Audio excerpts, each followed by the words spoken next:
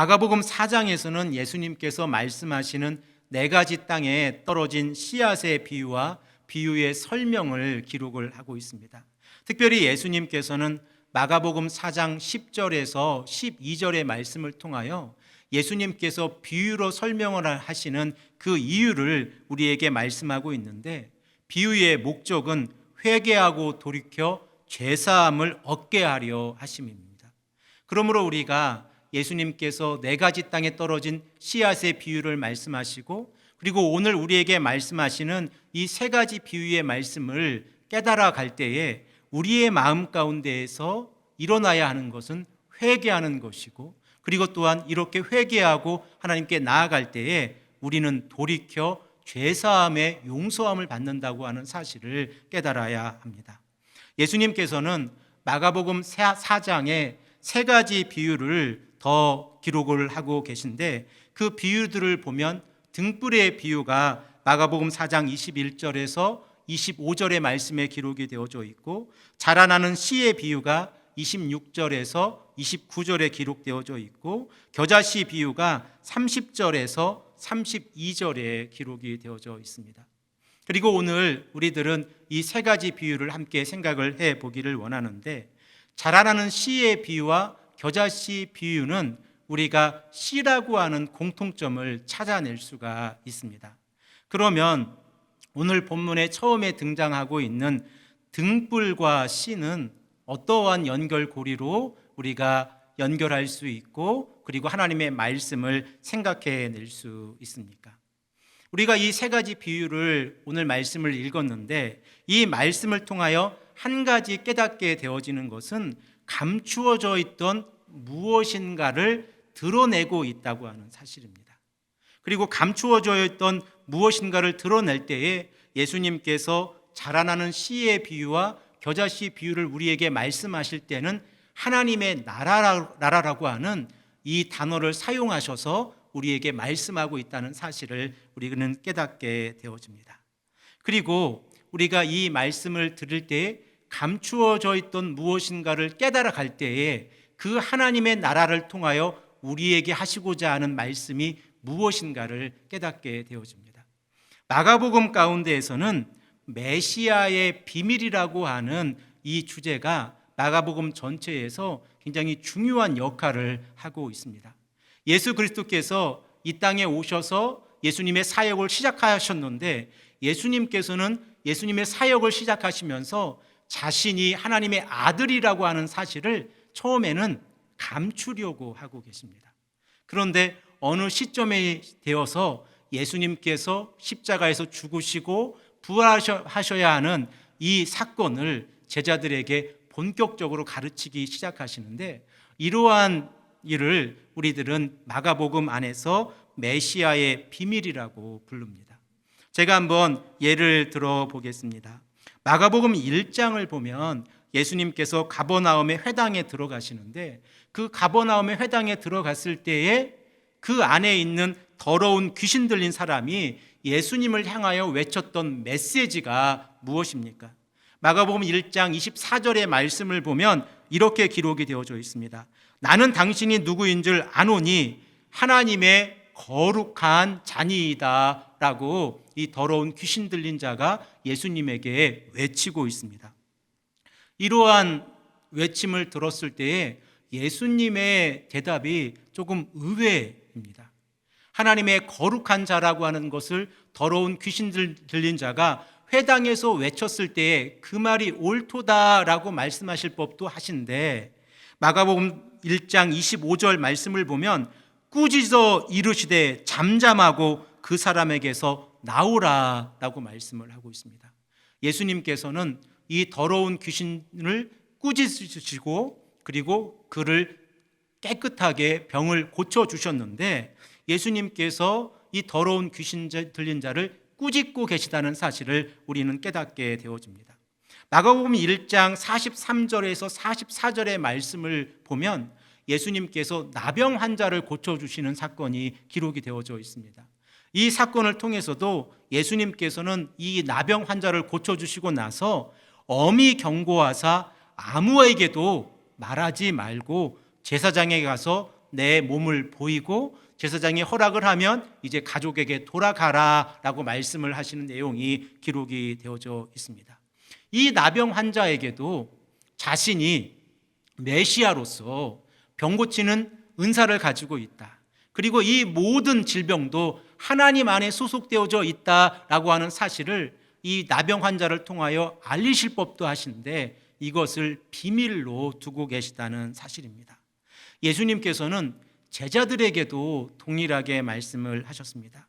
예수님께서 제자들에게 사람들이 나를 누구냐라고 질문하셨을 때에, 그리고 마지막으로 제자들에게 질문하셨을 때 베드로가 어떻게 대답하고 있습니까? 주는 그리스도이시나이다 라고 마가복음 8장 29절에 말씀을 하고 있는데, 예수님께서는 마가복음 8장 30절에 아무에게도 말하지 말라라고 경고하고 계십니다.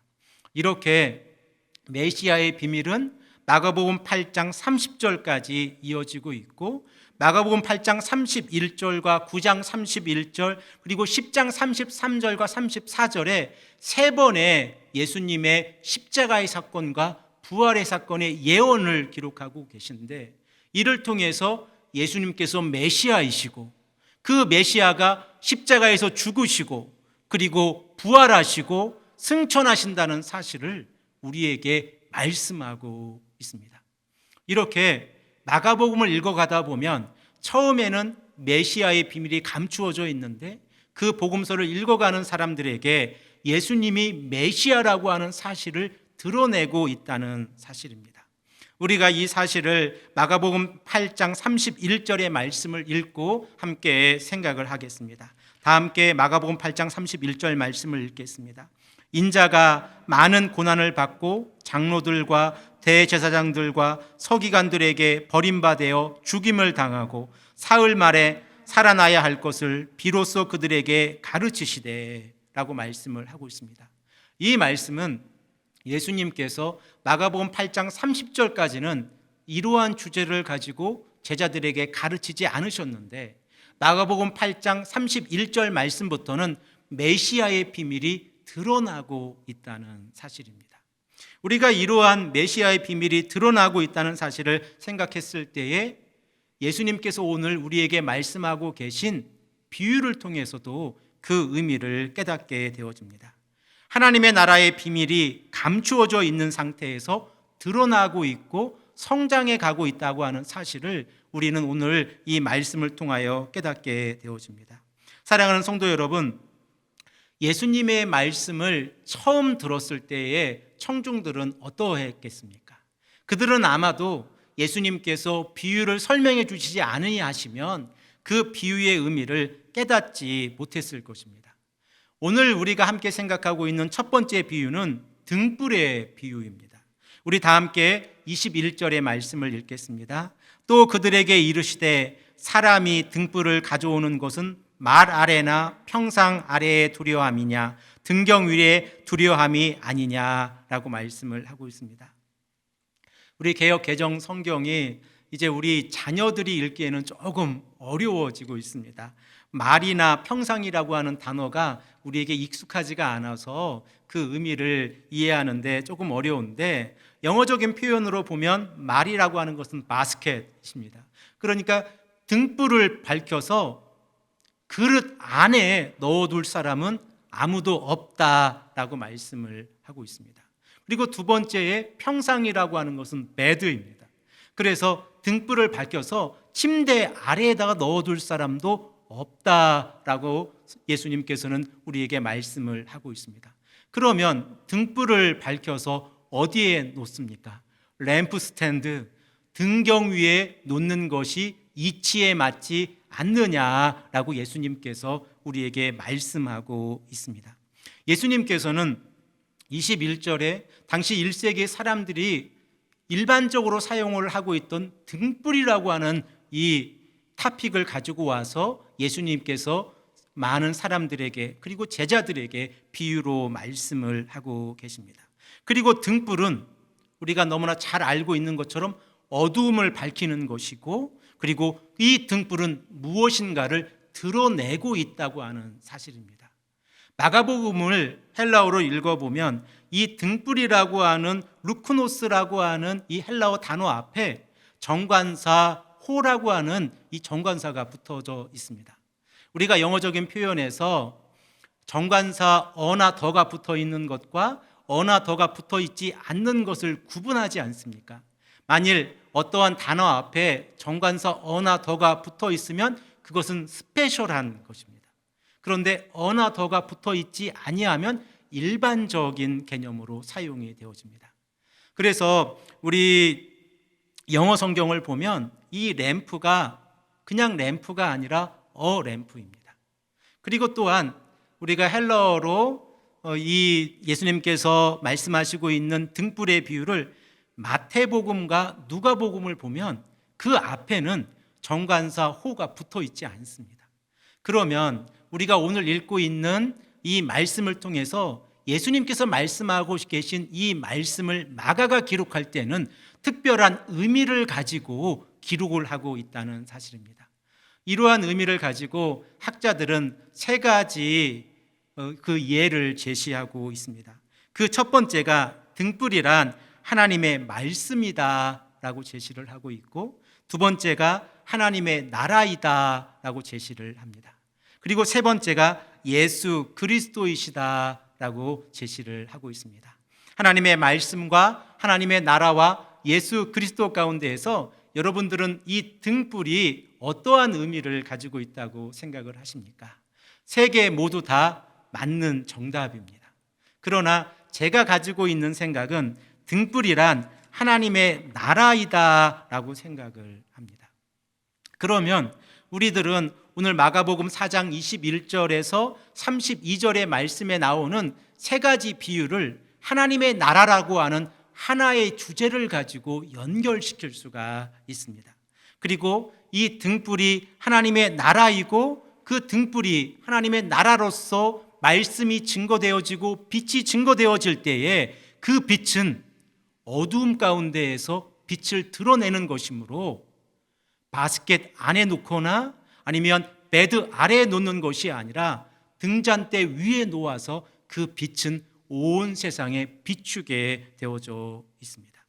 사랑하는 성도 여러분, 그런데 예수님께서는 이 등불의 비유를 말씀하시면서 마가복음 4장 24절에서 25절의 말씀을 통하여 조금 어려운 말씀을 우리에게 말씀하고 있습니다. 우리 다 함께 읽겠습니다.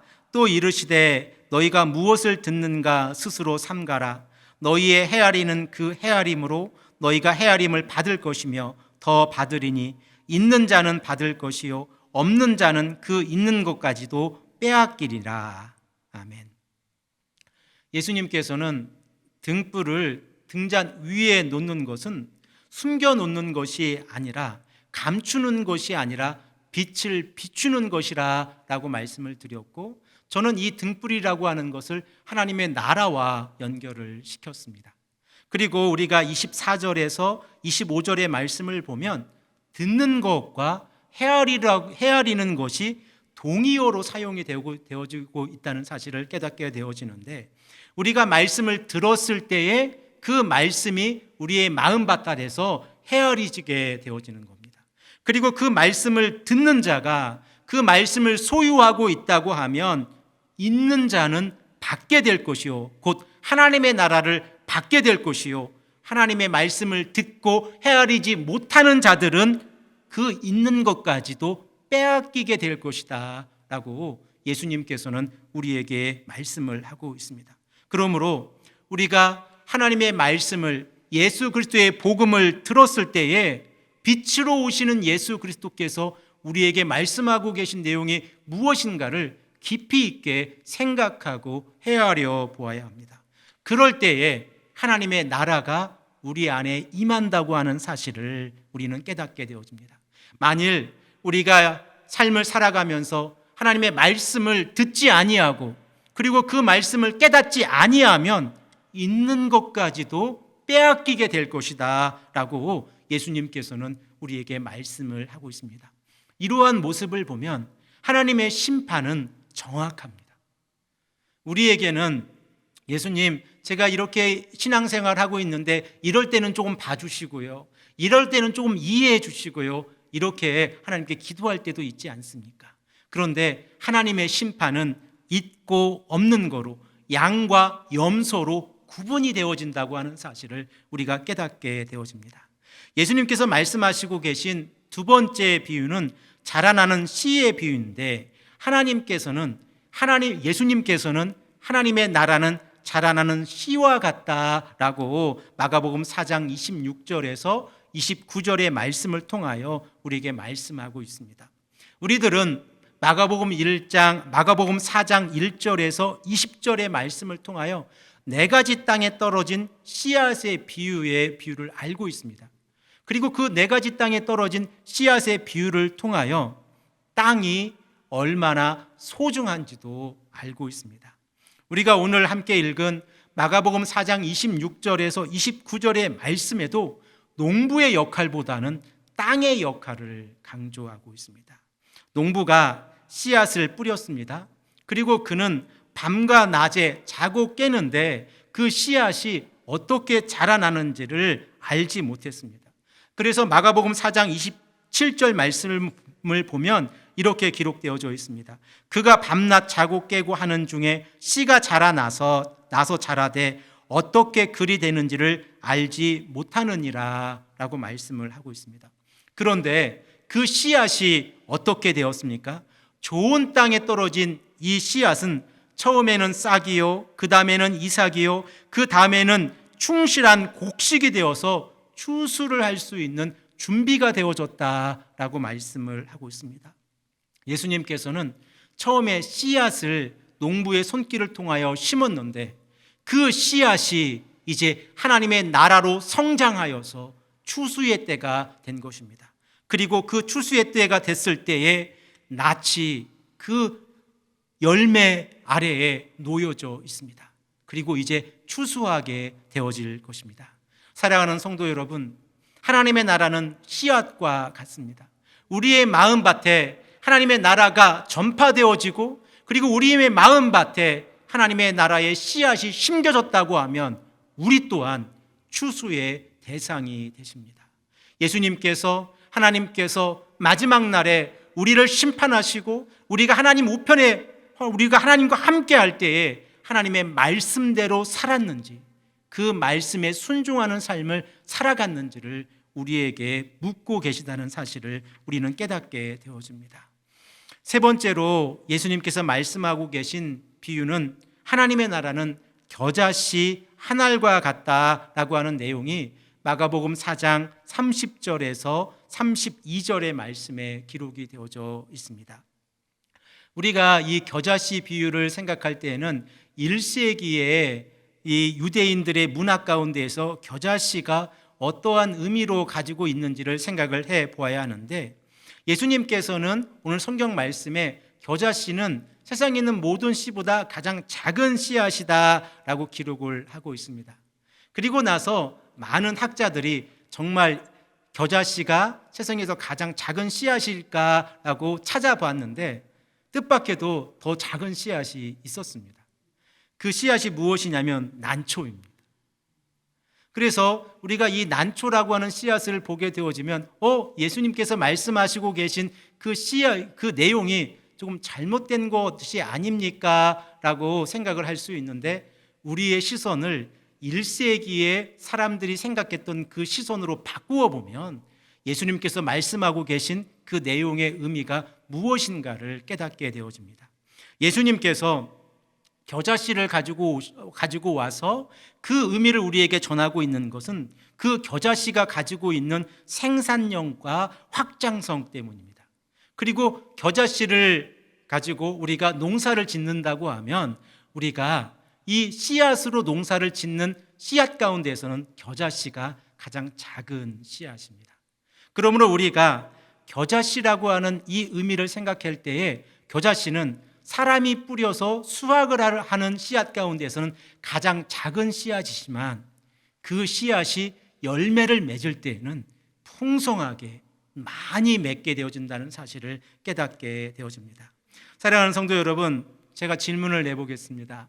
겨자씨는 식물입니까? 나무입니까? 하나를 선택해 보시기를 바랍니다. 겨자씨는 풀입니까? 아니면 나무에 소속되어져 있습니까? 마태복음 13장 32절과 누가복음 13장 19절 말씀을 우리가 열심히 읽었으면 겨자는 나무라고 대답을 하실 테고, 그리고 오늘 우리가 함께 읽고 있는 마가복음 4장 30절에서 32절의 말씀을 읽으면 겨자는 풀가에 해당되어지는 씨앗이라고 생각을 할 것입니다. 둘 다 맞는 표현이지만 일반적으로 겨자는 풀과에 소속이 되어져 있습니다. 그리고 마태복음과 누가복음에서 겨자를 나무로 표현을 하고 있는 것은 아마도 에스겔서 17장 22절에서 24절에 나무가 울창해져서 그 안에 새들이 날아와서 깃든다고 하는 그 표현을 인용을 하면서 겨자를 나무로 표현을 한 것 같습니다. 자, 그러면 우리들은 겨자가 식용작물이라고 하는 것을 알게 되어지고 1세기의 겨자씨는 그 겨자의 열매는 11조의 대상이었다고 하는 사실까지 우리가 기억을 해 놓으면 좋겠습니다. 자, 이렇게 겨자씨는 아주 작은 씨앗이지만 그 생산력과 확장성은 정말 커지게 되어졌습니다. 그래서 겨자씨처럼 열매를 많이 맺는 씨앗이 없다고 하는 사실을 우리는 알게 되어지는데, 예수님께서는 이 겨자씨를 가지고 오셔서 하나님의 나라로 비유하고 계시다는 사실입니다. 곧 우리가 우리 마음밭에 떨어진 하나님 나라에 대한 그 복음의 씨앗이 비록 작아 보인다고 할지라도 우리에게 열매를 맺을 때는 이 겨자씨처럼 생산력을 가지고 있고 확장성을 가지고 있어서 복음이 증거되어지고 말씀이 증거되어지는 놀라운 역사가 이루어진다고 하는 사실을 우리는 깨닫게 되어집니다. 사랑하는 성도 여러분, 오늘 우리들은 세 가지 비유를 생각을 해보았습니다. 하나님의 나라는 등불과 같습니다. 그래서 그 빛이 비추어져서 말씀이 전해질 때마다 그 말씀을 듣고 헤아리는 자들은 하나님의 나라를 상속받을 것입니다. 하나님의 나라는 사람이 씨를 뿌린 그 땅과 땅에 씨를 뿌린 씨앗과 같습니다. 그리고 그 씨앗은 이제 좋은 땅에 떨어졌기에 열매를 맺을 것인데, 마가복음의 표현을 보면 30배, 60배, 100배의 열매로 우리에게 다가올 것입니다. 하나님의 나라는 겨자씨 한 알과 같습니다. 비록 우리의 눈에 보이는 겨자씨는 정말 작은 씨앗으로 보이지만 그 씨앗이 가지고 있는 생산력과 확장성은 너무 위대해서 하나님의 나라는 이 땅에서도 성장해 가고 있다는 사실을 우리는 깨닫게 되어집니다. 사랑하는 성도 여러분, 여러분들에게 하나님의 나라는 어떻게 다가오고 있습니까? 그리고 우리 쉴만한 물가 교회에게 하나님의 나라는 어떻게 다가오고 있습니까? 우리 쉴만한 물가 교회, 그리고 오늘 어버이 주일을 보내고 있는 우리 각 가정들의 하나님의 나라가 등불로 다가오고 좋은 땅에 떨어진 씨앗으로 다가오고 작은 겨자씨로 다가온다고 하면 우리 그 씨앗은, 그리고 그 등불은 우리 마음 안에서, 그리고 각 가정 안에서, 우리 교회 안에서 성장해 갈 것입니다. 복음은 전파되어져야 합니다. 예수 그리스도의 십자가의 보혈과 부활의 사건을 믿고 우리가 신앙생활하면 우리는 함께 천국에 가야 합니다. 이 사실을 믿고 우리가 복음을 증거하고 있다고 하면 우리 또한 하나님의 나라를 확장하는 일에 조금이라도 돕고 말씀대로 순종하는 귀하고 복된 하나님의 자녀들이 되기를 간절히 축복합니다. 함께 기도하겠습니다.